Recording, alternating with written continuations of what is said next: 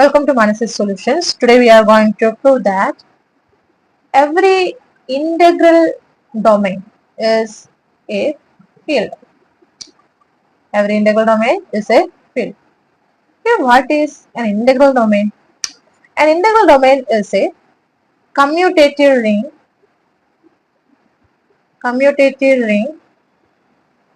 with a unity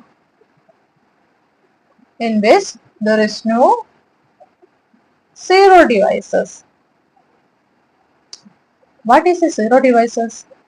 If there exists any non-zero numbers a, b such that a, b equal to 0, then we call this a, b as zero divisors in that ring. So what is an integral domain? An integral domain is a commutative ring with a unity in which there is no zero divisors. For example, the set of all integers. Here there is no non-zero numbers with a, b equal to 0. So Z is a commutative ring with a unity without zero divisors. So Z is an integral domain. And what is a field? A field, which is also a commutative ring. Commutative ring with a unity in which every non-zero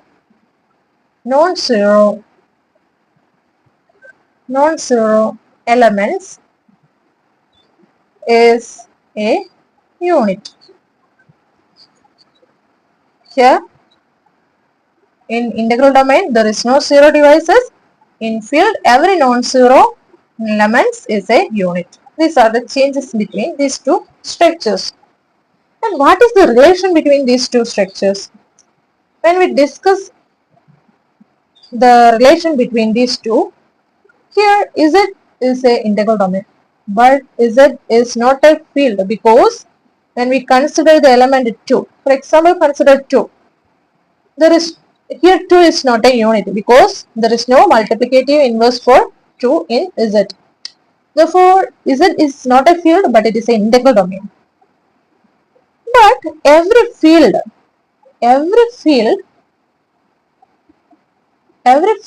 is an integral domain. From this example, we can say that every integral domain need not be a field. But every field is an integral domain. How we can check that this statement? For that, consider two elements AB. A structure here, both of these are commutative ring with a unity. So in addition, here we need to check is there any zero divisors or not. For that, consider two elements A, B such that A, B is equal to 0. And suppose A not equal to 0. Since it is a field, A inverse exists because every non-zero number is a unit. Now consider A inverse A, B, which is equal to A inverse 0 and which is equal to 0. And LHS of this equation will be A inverse A, B equal to 0. And A inverse A is 1. A inverse A is equal to 1. Therefore, 1 into B, which means B equal to 0. So, in this case, AB equal to 0 means either A equal to 0 or B equal to 0. There is no non-zero numbers with this condition. Therefore, every field is a integral domain because there is no zero divisors in a field. So every field is an integral domain, but every integral domain need not be a field. Now we are going to prove if the integral domain is finite, then it is a field. To prove this, consider a finite integral domain D with a unity 1. Now we need to prove that every non-zero number is a unit. For that, consider a non-zero number from this domain, integral domain D. Let A be a non-zero number, and we need to prove that A is a unit. If A equal to 1, then there is nothing to prove. Here 1 is the inverse of itself. Now consider A is not equal to 1. Then A square, A cube, etc. are the elements in D, and D is finite. Here these are the elements in D and D is finite. So this sequence must terminate at a point.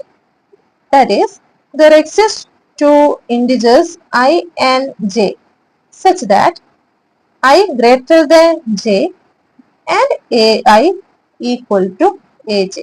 If this sequence will not terminate, then this will be an infinite sequence in this finite field D.